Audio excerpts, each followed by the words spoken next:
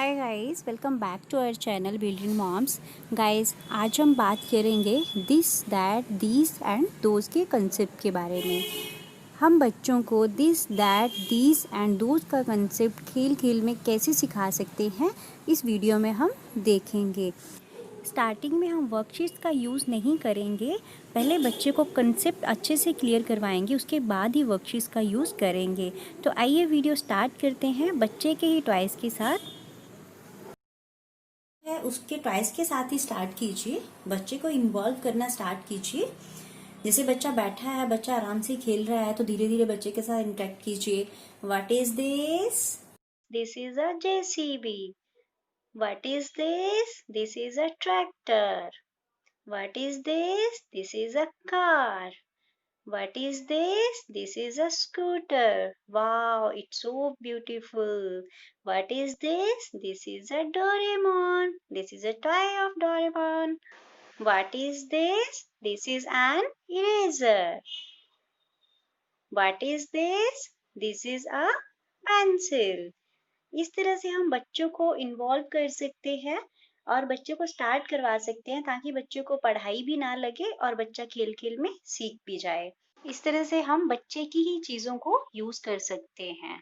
Next, अगर that की बात की जाए तो दैट की पहले आप रियल टाइम एग्जांपल्स लीजिए, जैसे कि दैट इज एन अलमीरा, दैट इज अ फैन। हम इन टॉयज को दूर रख के या बच्चे को दूर ले जाके भी स्टार्ट कर सकते हैं। इस तरह से हम बच्चे से पूछना स्टार्ट करें, what is that? That is a Doraemon. What is that? That is a scooter. What is that? That is a car. What is that? That is a tractor. What is that? That is a JCB. But make sure कि आप toys को दूर रखेंगे। अभी मैं video बनाने के लिए टेबल पे रख रही हूँ, बट आप डिस्टेंस पे रखेंगे या फिर बच्चे को टॉय से थोड़ा डिस्टेंस पे ले जाएंगे, ताकि बच्चा पॉइंट करके बताए कि what is that and what is that. इस तरह से बच्चा पॉइंट करके बताएगा, that is a Doraemon, that is a scooter, that is a car, that is a tractor, that is a JCB. Make sure कि आप बच्चे को डिस्टेंस पे ले जाइए या फिर टॉयज को डिस्टेंस पे कर दीजिए। देन हम बच्चे को समझा सकते हैं कि देखो बेटा, जब ये चीज हमारे पास पड़ी थी तो हमने इसके लिए दिस का यूज किया, और यही चीज अगर दूर चली जाती है तो हम इसके लिए दैट का यूज करते हैं। तो इसी तरह से कोई भी चीज अगर हमारे पास है तो उसके लिए हम दिस का यूज करते हैं, और किसी चीज के लिए जब हमें इस तरह से पॉइंट करना पड़ता है और हमसे डिस्टेंस पे होती है, उसके लिए हम दैट का यूज करते हैं।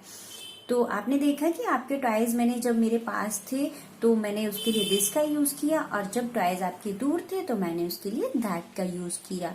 तो उसके बाद अब तो हमने एक एक टॉय की बात करी, लेकिन अगर बहुत सारी चीजें हैं तब हम क्या करेंगे? तब हम इस तरह से बच्चे को धीरे धीरे दीज एंड डॉज के कंसेप्ट पे लेके आएंगे।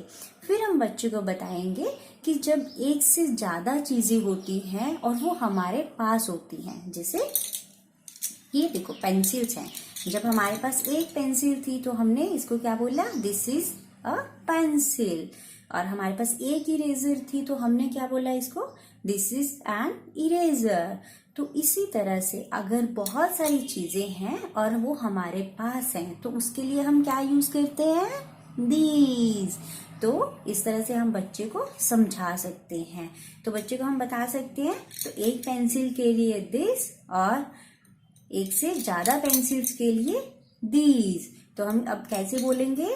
These are pencils, these are pencils, and this is an eraser, and these are erasers. देखो बहुत सारी इरेजर्स होगी ना, तो हम दिस यूज करेंगे, दीज यूज करेंगे। तो बच्चा आपको अपने आप बताएगा, मम्मा हम दीज यूज करेंगे। तो हम पूछेंगे बच्चा, हमने दीज क्यों यूज किया? तो बच्चा बताएगा, क्योंकि मम्मा ये एक से ज्यादा है। तो इस तरह से बच्चे का जो है कंसेप्ट क्लियर हो जाता है धीरे धीरे। ये चीजें ये चीज़ें आप बच्चे को स्टडी करवाते टाइम, बच्चा खेल रहा है खेलते टाइम कहीं भी करवा सकते हैं। इसके लिए हमें बच्चे को स्पेशल लेके नहीं बैठना है कि बच्चे को दिस एंड दैट करवाना तो हम उसको स्पेशल लेके बैठें। बच्चा पढ़ाई कर रहा है, हम बच्चे को बोल सकते हैं देखो बेटा आपकी पेंसिल यहाँ पड़ी है और एक पेंसिल है, तो हम क्या बोलेंगे दिस इज अ पेंसिल। तो इसी तरह से देखो आपकी एक बुक है जो आपके पास पड़ी है, तो हम क्या बोलेंगे दिस इज अ बुक। लेकिन अगर आपकी 2 बुक्स हैं और आपके पास पड़ी है तो हम क्या बोलेंगे दीज आर बुक्स। तो इस तरह से बच्चे को कंसेप्ट क्लियर हो जाता है। नेक्स्ट हम बच्चे को लेके आएंगे दोस्त के कंसेप्ट की तरफ। दोस्त का कंसेप्ट बताने के लिए हम बच्चे को वही चीजें फिर से बताएंगे कि देखो जब हमारे पास एक पेंसिल थी हमारे पास थी तो हमने दिस इज अ पेंसिल बोला। जब एक इरेजर हमारे पास थी तो हमने दिस इज एन इरेजर बोला। तो अगर हमारे पास एक से ज्यादा इरेजर्स हैं और हमारे पास है तो हमने दीज आर इरेजर्स बोला। और यही पेंसिल्स अगर हमारे पास है तो हमने बोला दीज आर पेंसिल्स।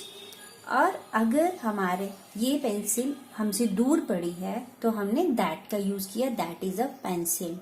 तो अगर हमारे पास बहुत सारी पेंसिल्स हैं और वो हमारे पास नहीं है, हमसे दूर पड़ी है, तो हम कैसे बोलेंगे? तो हम बच्चे को बताएंगे दोज आर पेंसिल्स। दैट के बाद हम कौन सा यूज करते हैं अगर एक से ज्यादा चीजें होती हैं? दोज का, दोज आर पेंसिल्स। और अगर एक इरेजर दूर पड़ी है तो हम बोलेंगे दैट इज अ पेंसिल।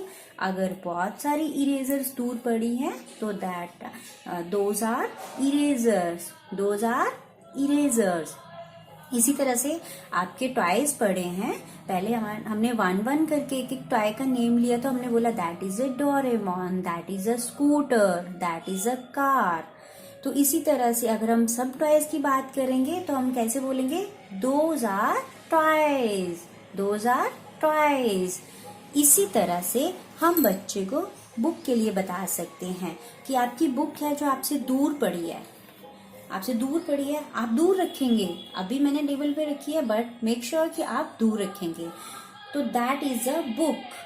और फिर हम बच्चे को बताएंगे एक बुक के लिए हमने दैट का यूज किया। अगर आपकी बहुत सारी बुक्स दूर पड़ी हैं तो हम क्या करेंगे those are books, those are books.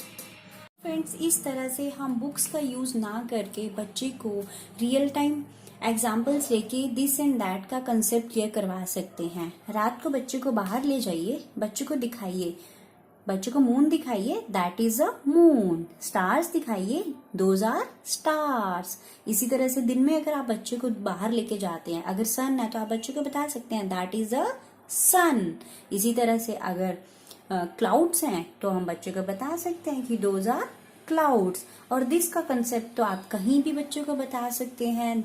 जब आप किचन में काम कर रहे हैं, बच्चा खेल रहा है, जब बच्चे को पार्क में लेके जा रहे हैं, कहीं भी दिस का कंसेप्ट आप कहीं भी बता सकते हैं। और दैट का कंसेप्ट भी इसी तरह से आप कहीं भी बता सकते हैं। तो इसके लिए बस आपको एक ही बात का ध्यान रखना है कि बच्चे को बुक से स्टार्ट ना करवा के बच्चे को जो रियल टाइम एग्जाम्पल्स हैं उनका यूज कीजिए, बच्चे को रियलिटी के साथ रिलेट कीजिए ताकि बच्चे को इन चीजों में इंटरेस्ट आए और बच्चा इन चीजों का जो बेसिक है वो समझ सके। इसके लिए आप बच्चे को ये कंसेप्ट इस तरह से क्लियर करवाइए। मैं मिलती हूँ आपके साथ एक नई वीडियो में जिसमें हम शेयर करेंगे इस तरह से लिखना सीखेगा तो किस तरह से उसको दिस लिखना है और किस तरह से उसको दैट, दीज एंड दोज लिखना है और कहाँ लिखना है। सबसे पहले आप बच्चे को इस तरह से जो मैंने आपको तरीका बताया है कंसेप्ट क्लियर करवाइए, देन हम बात करेंगे वर्कशीट्स की नेक्स्ट वीडियो में। सो गाइज, ये थी हमारी आज की वीडियो। अगर आपके लिए वीडियो यूज़फुल रही हो तो आप इसे लाइक कीजिए, शेयर कीजिए और मेरे चैनल को सब्सक्राइब करना बिल्कुल मत भूलिए ताकि नेक्स्ट वीडियोज़ की नोटिफिकेशन आप तक पहुंच सके। Thank you, thanks for watching, bye bye, happy parenting with brilliant moms.